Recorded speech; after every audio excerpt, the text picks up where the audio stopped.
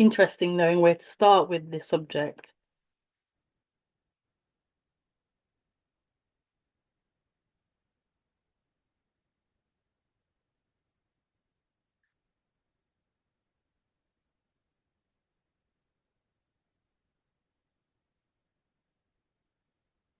because it's such an unusual subject to talk about.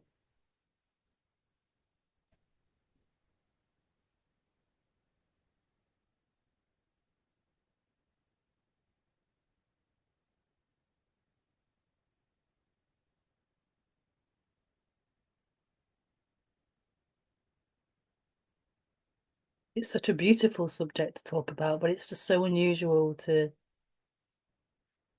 be speaking about something that is so obvious and so natural to us,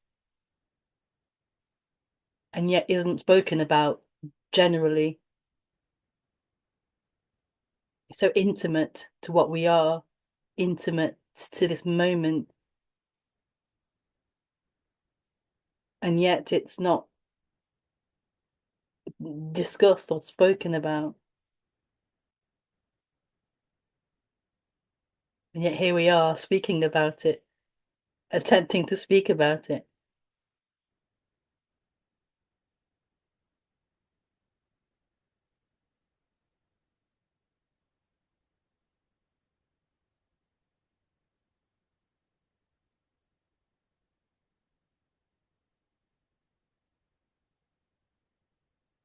Speaking about that which doesn't have any language,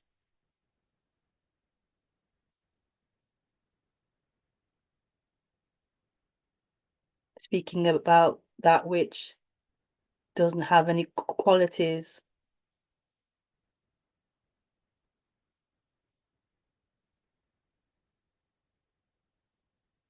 that which isn't a thing, an object. So we can't point to it. We can't say, oh, it's over here or it's over there. Even saying it's here is actually a bit um like missing the mark.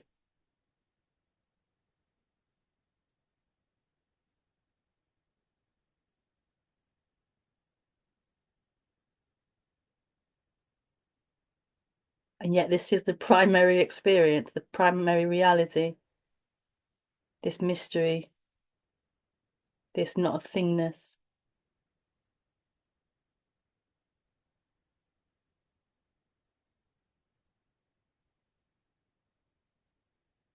And so what is normal or what is usual is for us to be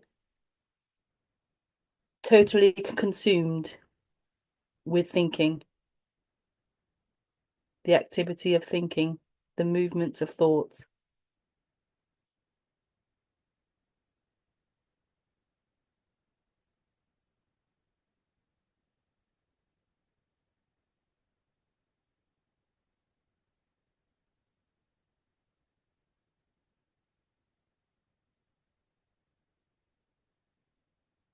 These ideas of past and future,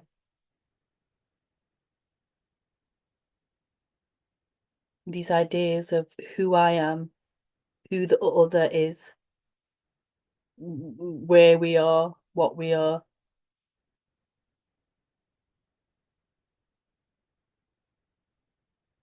what's happened to me, what's going to happen to me.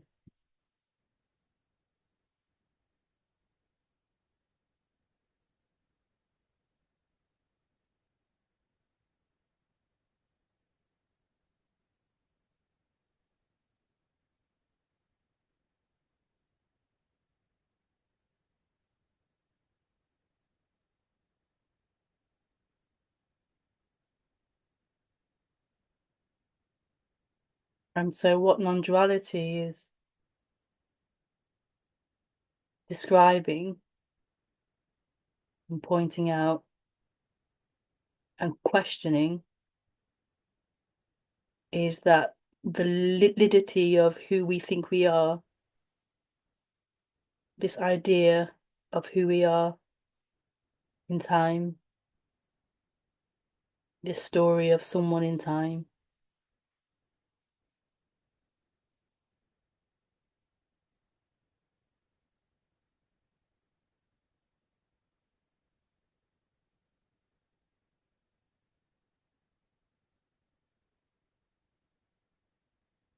this narration of someone moving in time.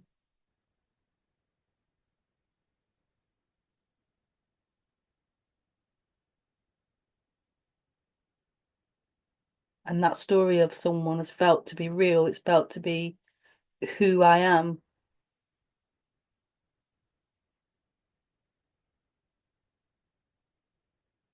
I am someone independent. I am someone separate. I am the thinker of thoughts. I am the doer of action.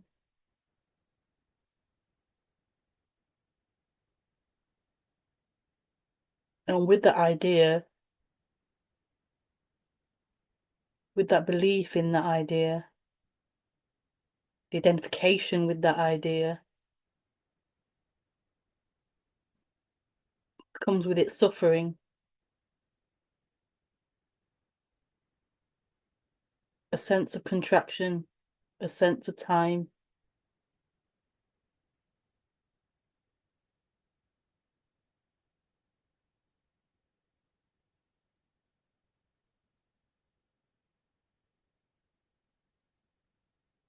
And a longing to get home,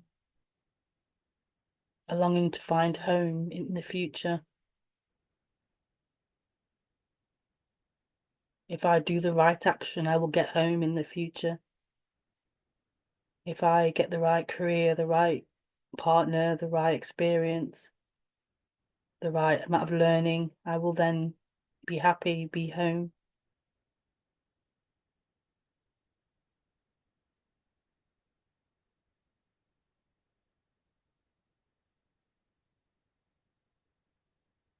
And this endless loop begins of chasing, chasing, chasing.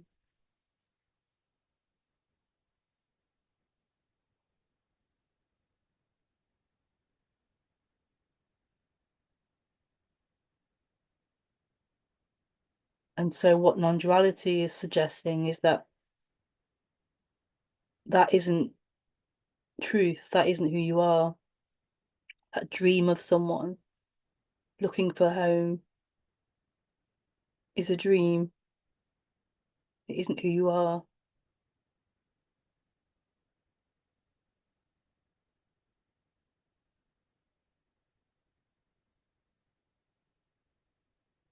And that what's actually looking right now isn't that person, isn't that story of someone.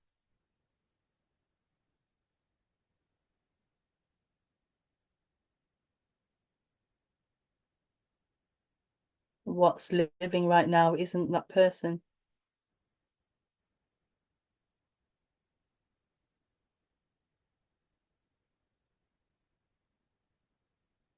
It's the dream happening.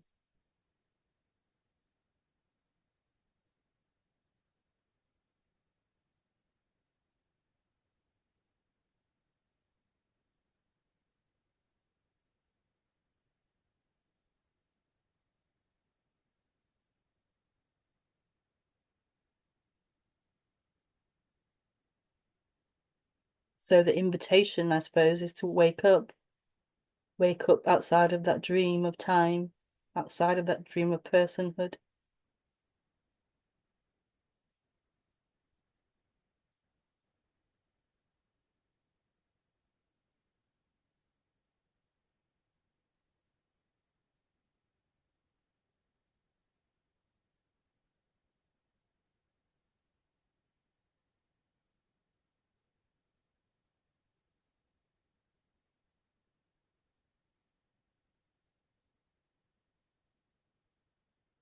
It's a pointing to that which has never been sleeping, that which is always just here, just awake.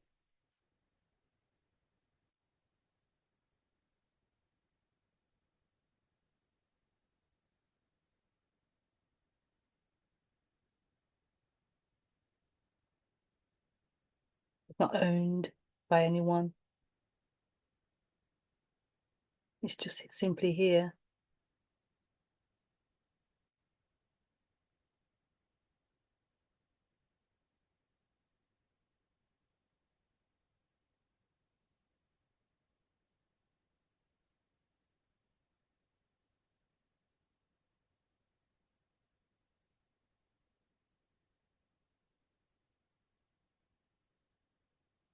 That can seem quite a radical thing or quite a complicated thing, but it's the most simplest, naturalist thing there is.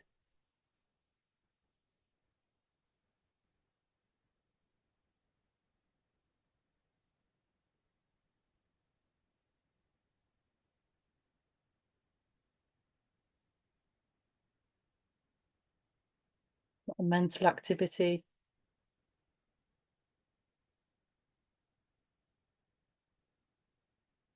It's simply here. It's simply here.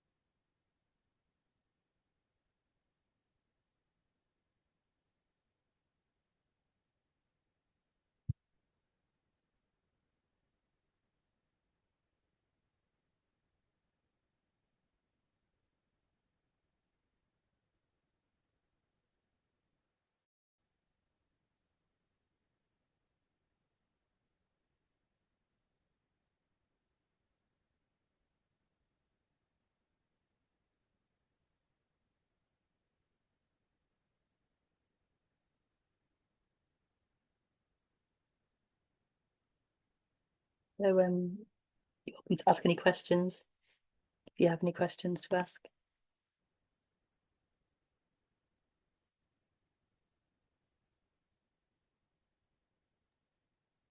Thanks, Kelly. I was listening.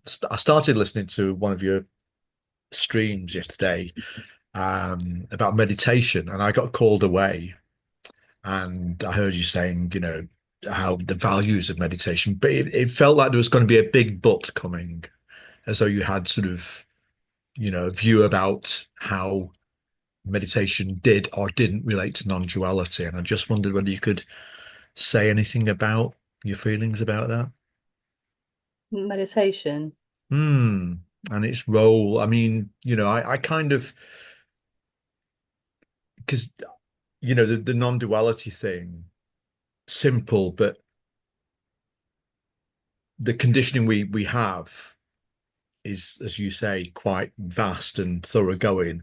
So it's, we sort of, or I feel that, I need to sort of employ, if you like, tools to try and loosen, to maybe be here now or something like that.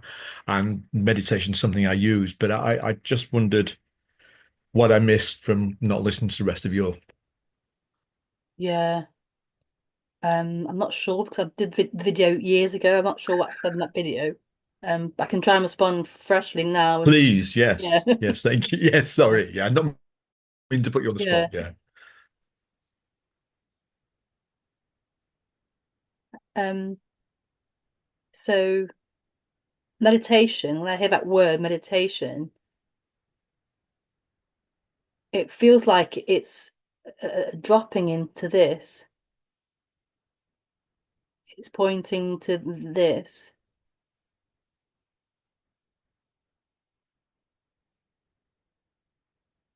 this stillness, this emptiness, this fullness as well, this beingness.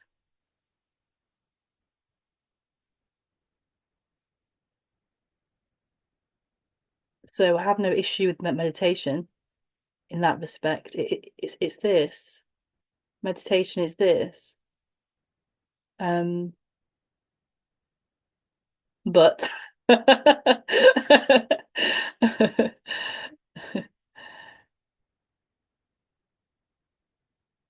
normally when meditation is normally taken up, it's a practice. It's about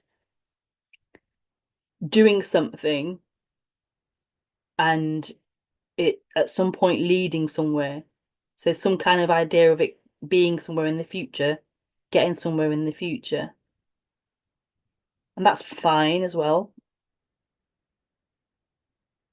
But what's being spoken about more non-duality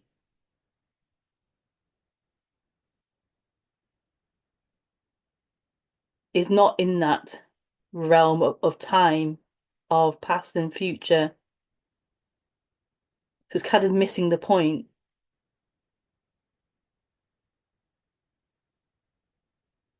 What meditation is to me is this. It's not to do with the mind, not to do with time. So if there's this idea that you are meditating and you are getting somewhere, then that's the illusion. That's not true. I mean, it's fine, but it's not true. It's part of that whole going round in a circle.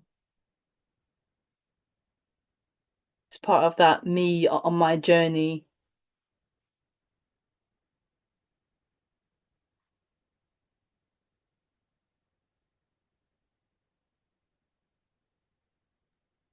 But I think it's a smart thing to do to sit and meditate in terms of, trying to not, be here and Mm. not be doing activity.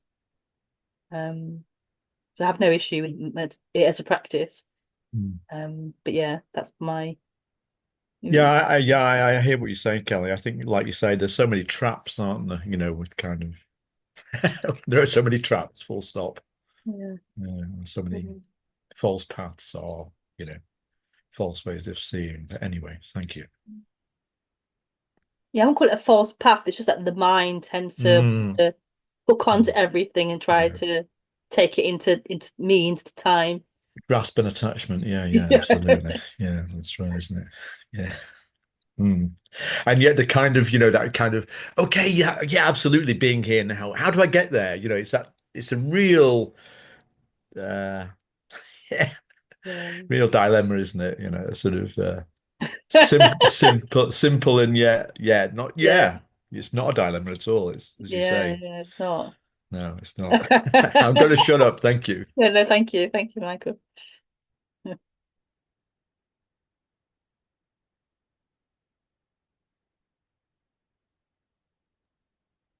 Nobody else is going to jump in. I just wanted to share that when I was listening to you talking, Kelly, I just felt this agitation. And it's relevant because this course that we're all learning to teach, it starts out with a kind of murder mystery, which is who killed our peace of mind. Because, and ask the question, why, when we sit with ourselves, do we feel this agitation? Just to sit with ourselves. But I was aware of this agitation in me and this feeling of coming up and saying, well, it can't be that simple. Yeah. Oh, I'm really fighting against this idea that it's so simple. It and it was both funny and desperately sad. And and it just reminded me of the other day I was just going down a list of YouTube videos, and one came up with a thumbnail that said, and these a picture of these two intellectuals, and they would and the title says, whatever the names were, discuss the existence of God. And I just burst out laughing. It was so ridiculous. But it was difficult to explain why. Not that I'm a religious person, but it was kind of like, oh my God, how we contrive to keep this at such arm's length all the time. Every single waking moment, we keep it at arm's length. And I wonder if you can talk a bit about that terror of just not keeping it at arm's length and just letting it arrive or whatever, which I feel anyway. I don't know if anyone else feels that. I feel it's the mind's terror, that the mind's fear. It's in the body as well, but it's this the mind feels it's in control. It isn't, but it feels as if it's in control in the driver's seat, and so any idea of losing that position as being the one in control, it does it terrifies it. It's well, then what do I do? Where do I, how can I manage that? How can I be involved in that? How can I? And so, yeah, a lot of fear comes up. A lot of fear. Yeah, it's like, where's my place in this? Mm, Where do I belong? yeah, And the simple truth is you don't belong at all to this, do you? I mean, the mind doesn't, there's no place for me to be here to experience this. I can't be here and experience it. It's not possible. It's like oil and water. yeah. Yeah.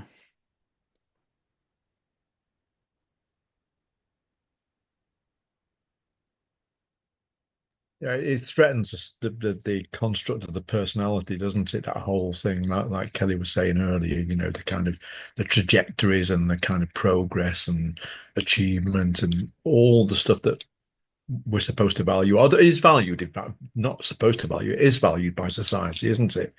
Um, that kind of willingness to let go, or fear of letting go, isn't it? What will I be, as you say, but I won't be anything. Mm, And that's, I suppose, the razor's edge for me. Mm, yeah. yeah. It's such an addiction to be identified with that activity. A Mm, huge addiction. mm. I guess it is the primary one, isn't it? And on top of that sort of, or from that, you have all the other kind of details, like Yeah. alcohol, drugs, whatever else it is, Yeah, yeah. Yeah, it might be. Yeah. Yeah. A way of relating, or not, well, not the way of relating, but yeah. Yeah. It reminds me, Kelly, of when you're talking. I did have that thing like Ewan was saying about that sort of agitation, that because that if it's so simple, excuse me, why can't I be there or whatever? But that sort of the Chinese saying, apparently those who speak do not know, those who know do not speak. That was something from the Tao Te Ching, I think, which I remember years, decades ago. Thinking, oh right, yeah, that's impressive. And yeah, what does Wittgenstein say at the end of the Tractatus? Whereof, oh, I don't know, something about silence. Anyway, yeah, no, I can't remember that one. It's yeah, silence and stillness.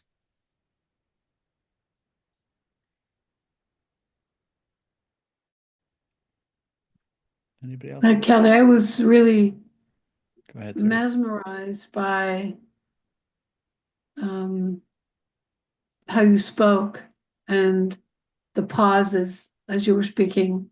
And I really don't know anything about this. So it's all, you know,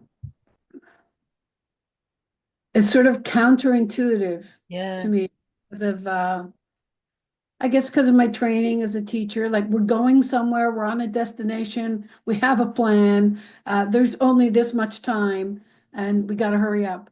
Mm, Um, so very little time really given to contemplation or just trying to be here. And as you say, with meditation, um, the sense that it's about fixing ourselves because we're not okay already. The self that's I don't elusive, this whatever this is. Um, so I really don't know what I'm talking about right now, but I just wanted to let you know that I'm paying attention and I'm trying to figure it out. Um, and I like what you said about time. And I think, oh, the other piece I wanted to say was, I don't know if you know Jordan Peterson, but he's popular in Canada. And he has a whole program on self-authoring. So creating the self, not masking, but actually sort of uncovering who you are and cultivating who you would like to be. But it's always about where you are right now is not the right place. You need to be getting someplace else. mm. And I don't know what I think about all of that. Anyway, thanks for listening to my ramble. Yeah, that's okay. Yeah. I liked what you said initially, which was something like you didn't know anything about this. That seems so fresh and so yes, so like on the money. Like, this is totally not intellectual.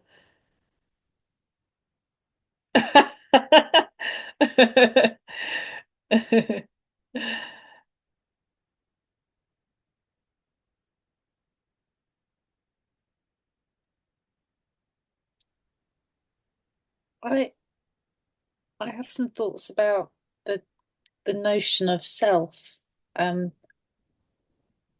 what if I was to ask you, and I think probably it's not a valid question, how, how has your relationship with yourself changed? But it seems that you've dispensed with the notion of self, or do you have something that you can pinpoint that has changed for you, um, becoming attuned to or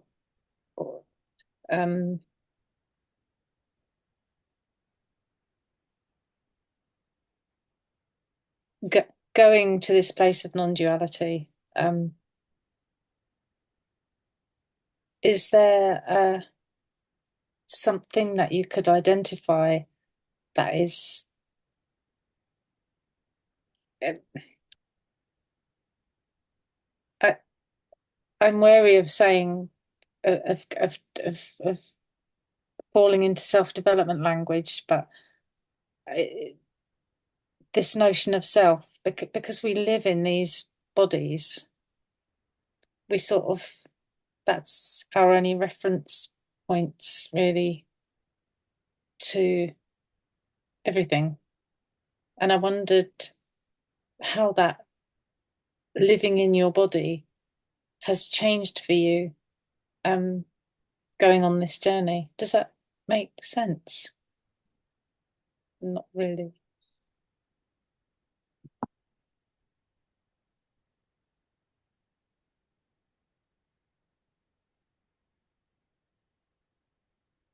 Well, it doesn't feel like I'm living in the body. Um,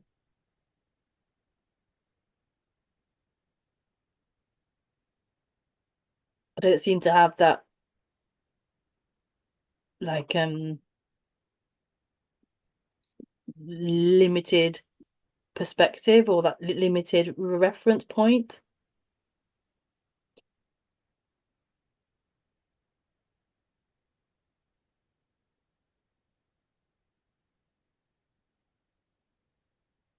Like I can't find a place where I am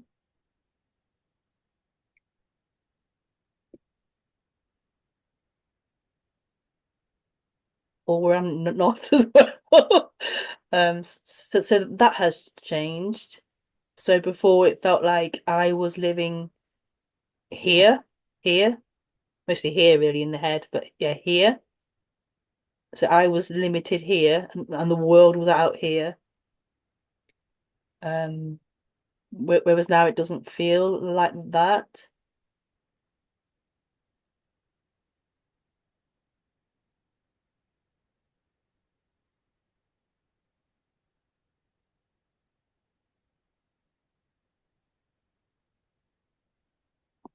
Want to say more? I wasn't sure if it's like your question, like what has changed. I guess I'm trying to imagine what that might feel like. Um, uh, The thing is, the you can't, limits of your, yeah, yeah, the limits of your experience have expanded out somewhere way beyond this kind of like boundary that is the organism that is you. yeah, Yeah. and you can't really imagine that because that will be imagination.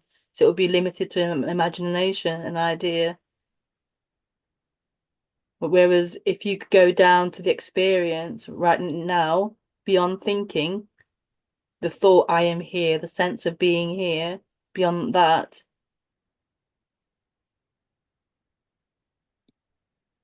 can't really say where you are.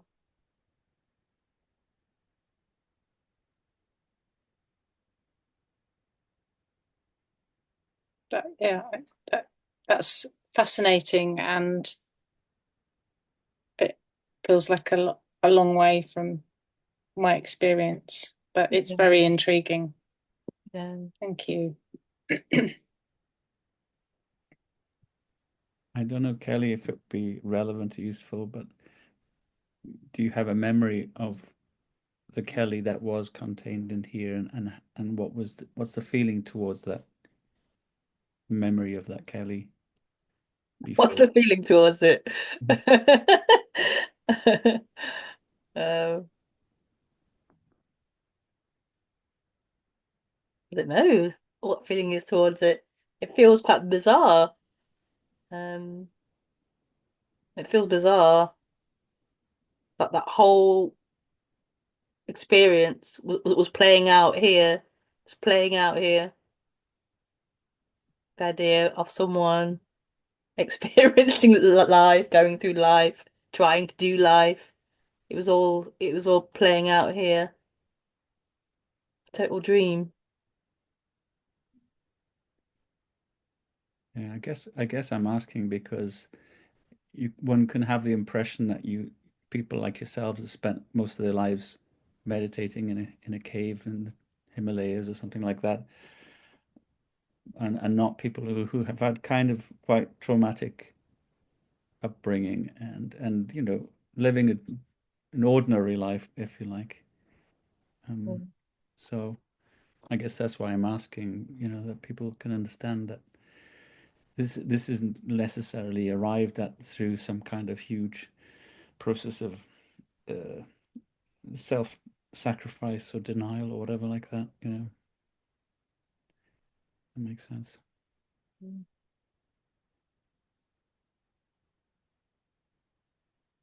I think it's the shocking thing about it is you think it is going to happen character, to that character in the story,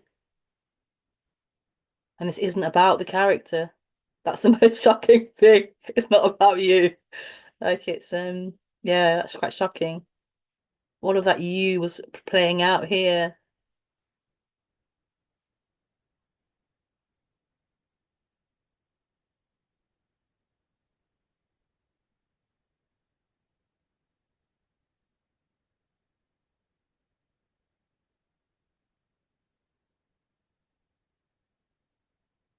I think this is known. This is so intimately known, but it's but it seems so big to the mind. It seems so wow, that's so radical, that's so amazing out there. But it's right here, it's known intimately.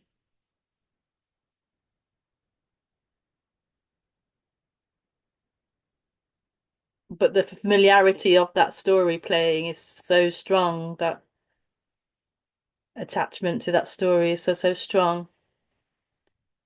I am someone, I am a person, I am real. It's so strong.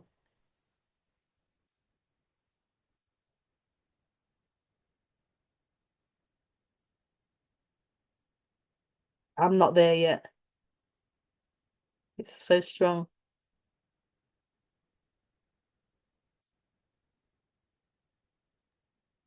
And yet, Can I, sorry, go ahead. Yeah. um, is there a sense that you could describe how it's affected or changes in your emotional life, in your, um, for instance, your emotional life, but also even basic things like eating and sleeping and whether, but I think I'm probably mostly thinking about or sensations in your body, like your visceral physical life. Are there changes there? Or, Um, yeah, I would say um one of the big changes was that everything is more, I'd say stronger. Everything is more immediate and it's more stronger.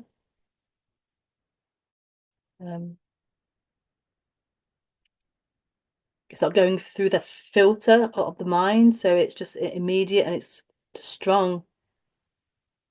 That like secondary position can make it like filtered the experience. Whereas if that's not there, it's just life happening full on. So the emotions are full on. It's yeah.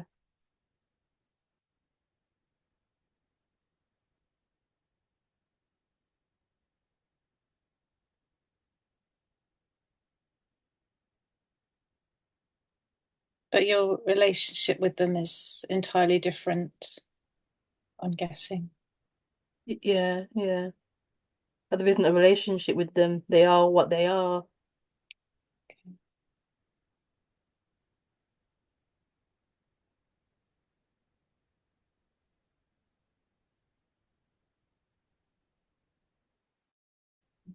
They're taking it into time, into my story and what it means, and if it should be there and if it should not be there, and that part is not happening so much as before.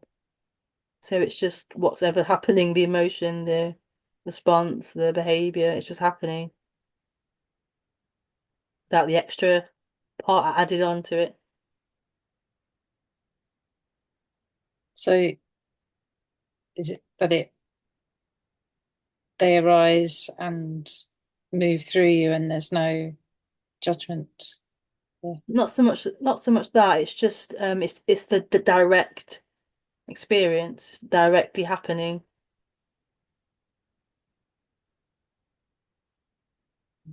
Um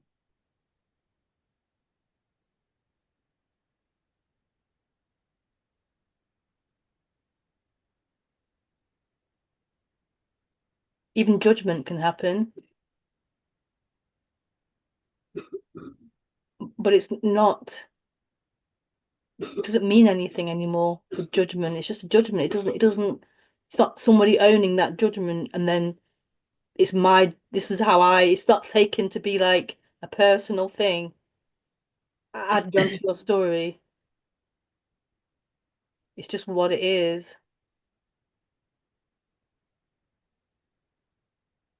So all these stories this storying that we do, it's a sort of fabric of um, how we make meaning, I guess. Yeah. What, how are you able to kind of identify how meaning has changed in your life?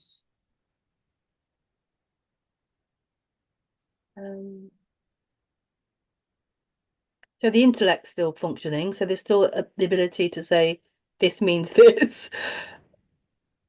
Um, but it's like it's not, it just doesn't lead anywhere else. It's just in this moment. Like it's not taken into time. It's just what it is. Yeah. I think when the mind's identified with it's like this, it's obsessed with its timeline, it's obsessed with itself, essentially. It's obsessed with past and future.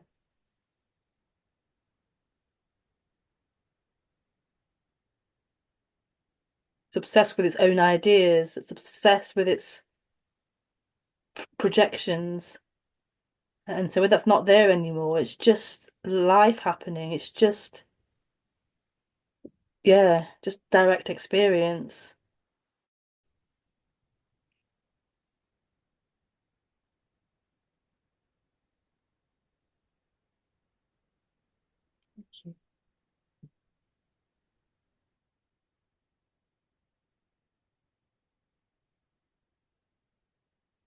Like, like this is much more, like it has more, I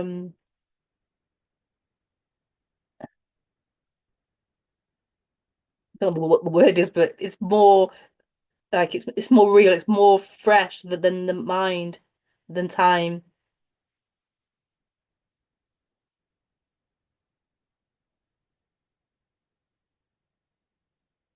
Yeah.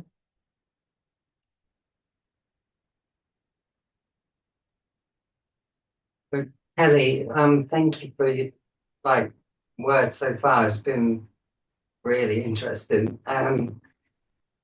So are you saying that for you, your experience or the experiences that happen, more to say, are more tangible? They're more they're more real in their essence than before. This is more real Yeah. than any thought. Mhm. Any thoughts of before or thoughts of future. This is more real than any of that. Yeah. Yeah. Because So thoughts come and project past and future, but they're not, yeah, they're not as real as this, as what's happening. okay. It's what is. So would you would you say that you're more now of an observer than than than because I know you were saying about being outside of the physical self of a sort. So does that make you an observer of what's happening more than actually experiencing it? No. Okay. Yeah, I wouldn't say I'm an observer. Um, but I wouldn't say I'm experiencing it either. Yeah. See, I Um, think that's where I get really lost because like most of my life I've always felt like an observer yeah. and I'm still trying to work with mental health to try and unpick that and people tell me oh they'll just pathologize it and I'm like yeah but trying to live a whole life as an observer while also trying to understand non-duality and understanding energy experiencing itself through whatever form, may it be a rock or a tree, a plant, a bird, a human. There's this really hard crossover period, place where I can't really seem to find I'm either here or as an observer or trying to identify as I'm this, I'm that, I'm everything, and I'm nothing at the same time. So I have that's a real challenge for me. And I think my my own experiences, best experiences, have been when I've been most disengaged from physical, like when I'm asleep or when I've had general anaesthetic or the fallout of general anaesthetic, because there's been a real detachment. But I know that does go on even when I'm conscious. When I look back and I consider what my actions were and that I've been seeing what's been happening. I've not actually felt that I've been present with it though. And that's where there's a real struggle for me with that. Yeah. That makes sense.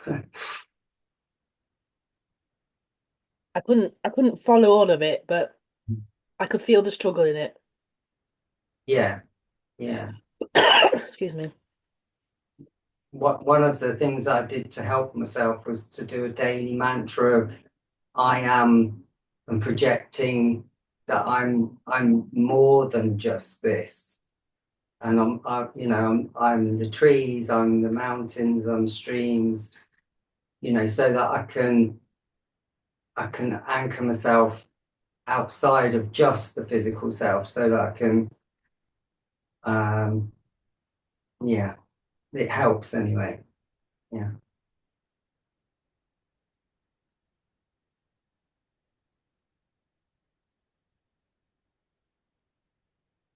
Yeah, what came up for me was it felt like you were trying to anchor yourself, trying to find where you were so you could rest.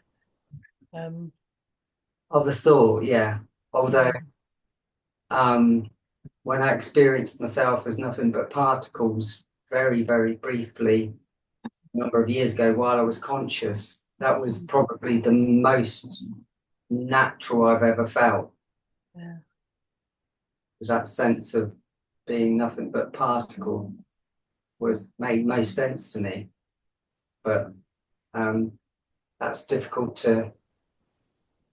for most people to figure. And I think that the one thing I find is most problematic when I'm trying to kind of say to other people about it that have not got any knowledge in that, and they think that you're trying to take away their experiences, past, present, and future.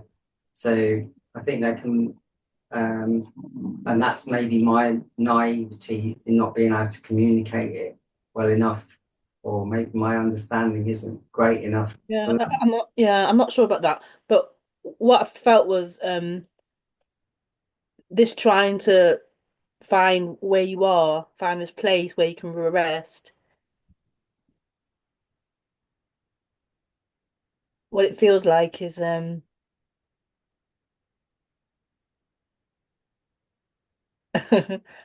hand that's grasping, trying to find it. At some point, that will stop and it will turn in and it will drop. What's being looked for isn't somewhere or some place. So it's trying to find somewhere, but it's not anywhere. So it can't find anywhere to drop. The dropping is here, the resting is here.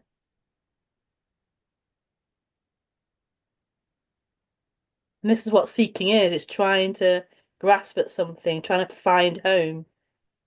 But home is here. And so it isn't that this one finds home, it's just that this one drops and stops, and then home is revealed. The resting is revealed. It's here. Yeah, that makes sense. Thank you.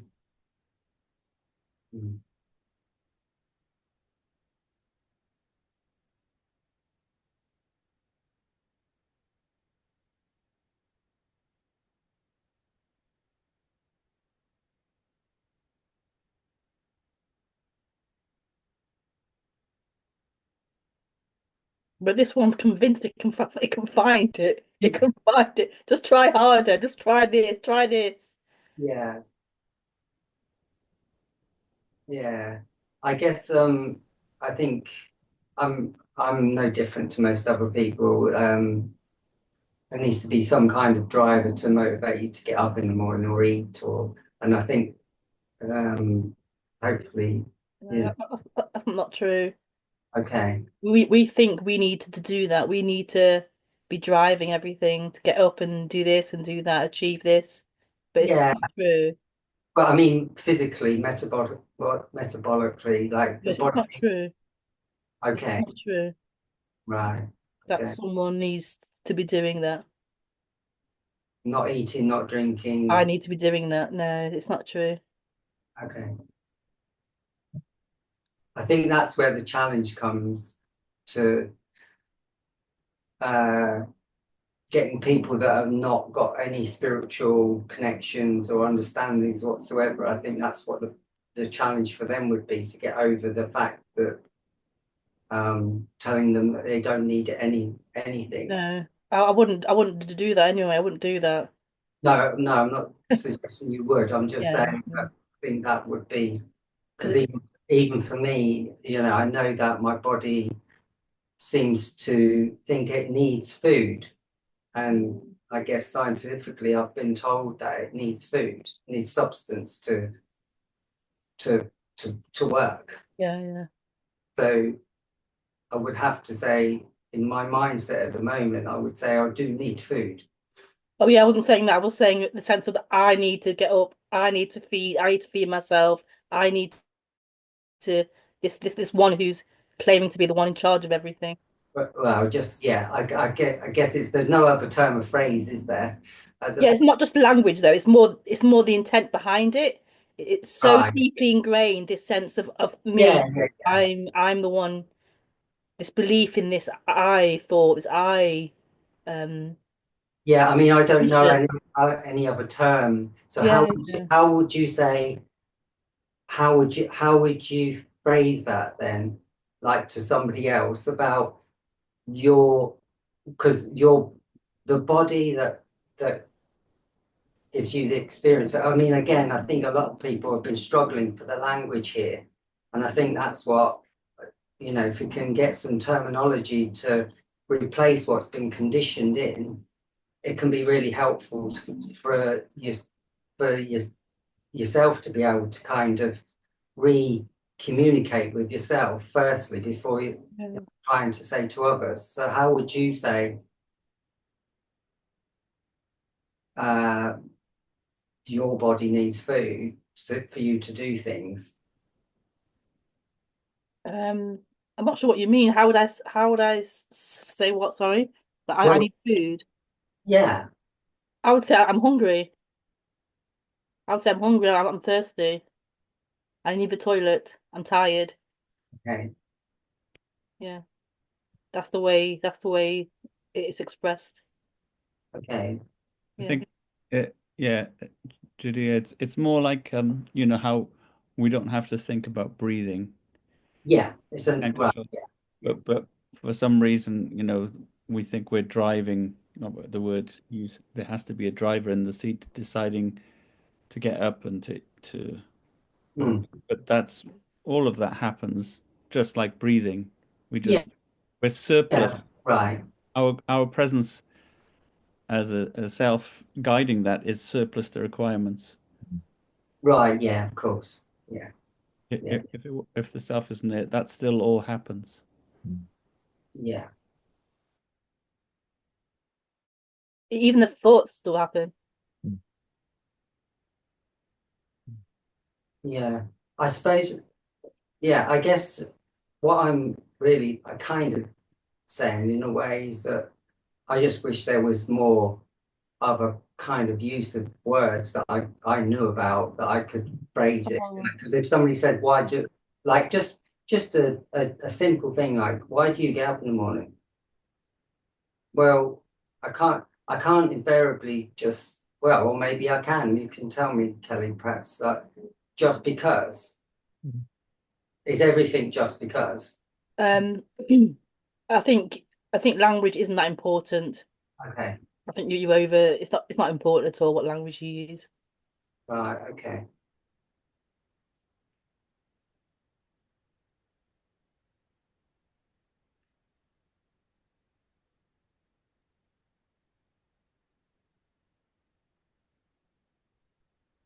Feels to I me. just have Oh, sorry. I'll I, just to finish with Judea. What I sense is that you're asking, what does it all mean? In a way, but I guess that there isn't really an explanation, which I kind of come to a understanding of that of a sort of my own.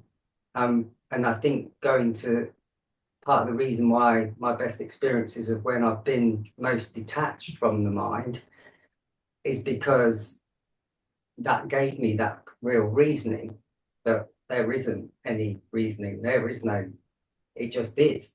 And that, and thank you, Kelly, that's you, and that makes sense, that it just, everything, it just is, isn't it? Yeah. And the coming home, you're right, Kelly, that is largely what's missing from my perspective, not other people's, but my own. Yeah.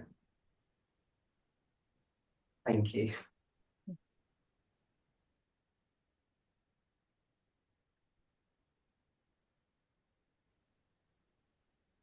I just had a thought about non-human species and whether um there's any sense of any change in relationship, or does this feel closer in any way to how non-human species might experience being? Yeah, yeah.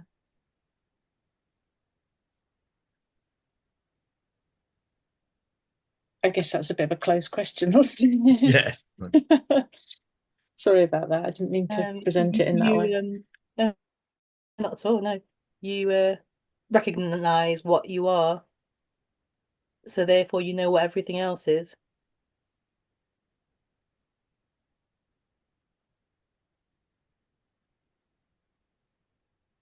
And there is no separation. But There's that no isn't true separation. but that isn't to say there's no mysteries anymore.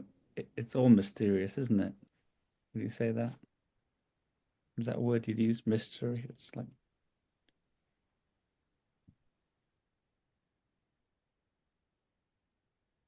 Yeah.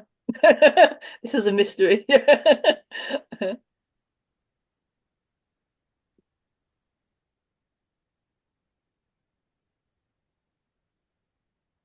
But you know what you are.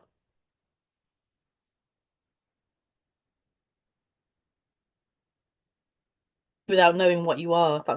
You know you are what you are without knowing it. You don't know intellectually. You can't give a name or a label, but you know there's a deep knowing, there's a deep being of that, and that is everything.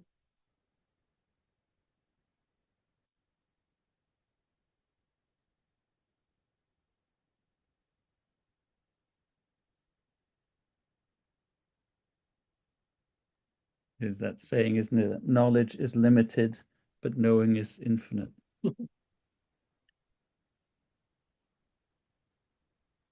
I just wanted to come to Alice and Paul. There's no obligation, but just to give you some space to share how this is landing with you, and if you had any questions.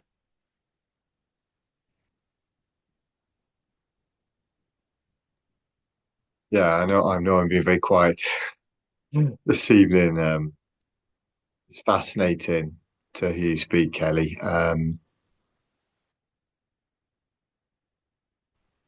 Yeah, I don't know.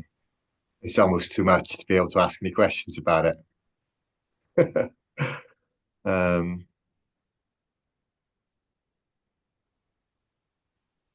yeah, I think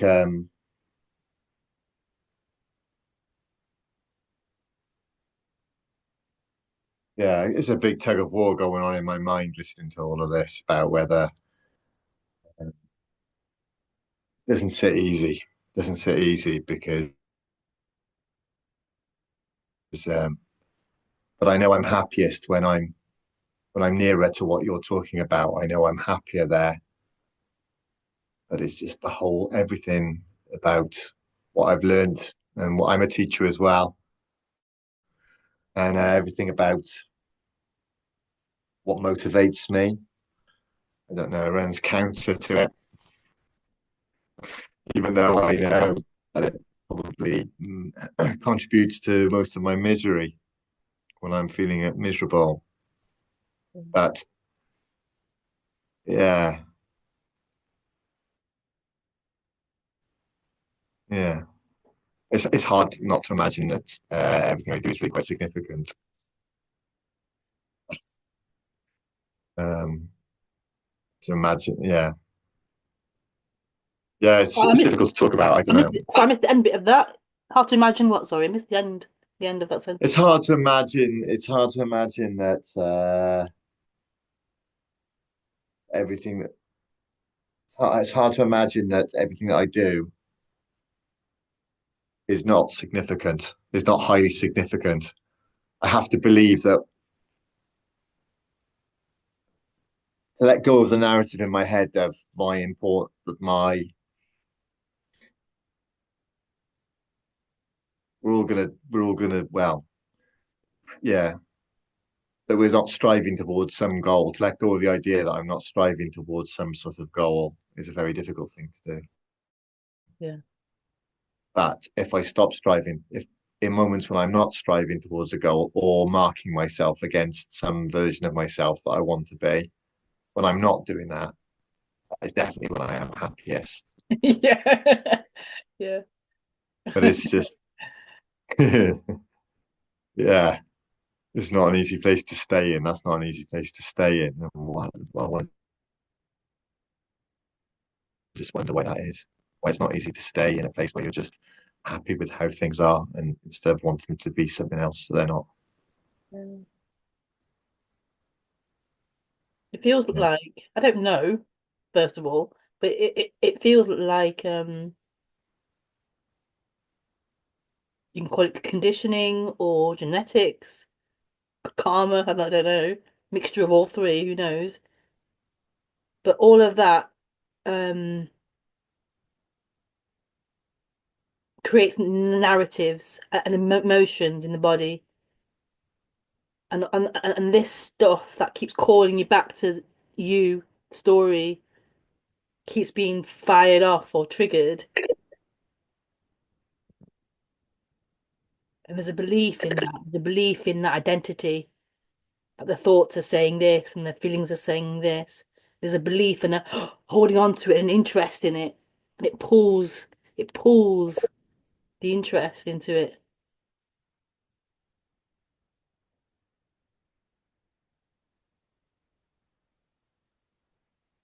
That's what I would suggest is what's happening. Yeah. The conditioning, the voices that's been experienced, the parents' voice, the society's voice, the genetics, the conditioning, all of that, karmas,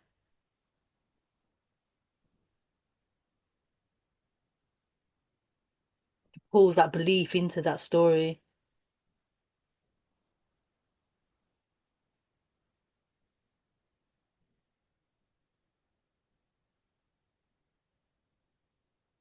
Makes timeline feel real. It makes the world out there feel real, and you are someone in it. Yeah. The idea to divorce yourself from time is a step too outside of my reaching, but I have started to realize that my memories of my life and my experiences um, are fabricate. Are there's they're a story that my memories change depending on. So if my memories change, then they can't be, then they're not solid. They're not Yeah, solid, but they feel solid. yeah, But I have, the more as I guess you go through life and you look back and I can create different stories, and some of them can make me feel quite happy, and some of them can make me feel quite sad, which proves that yeah, they are stories. yeah. Yeah. And then some future thoughts are exciting, and some of that dread and anxiety provoking. Yeah. Thank you. Oh, thank you. Thank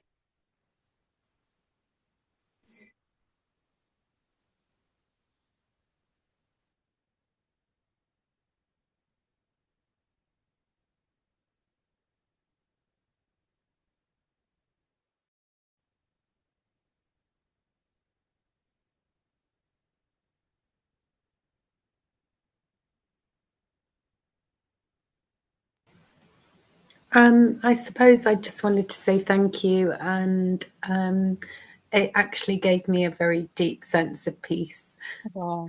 That idea that it's just here, Yeah, it's already here. yeah. Oh, it's beautiful. So thank you. Thank you.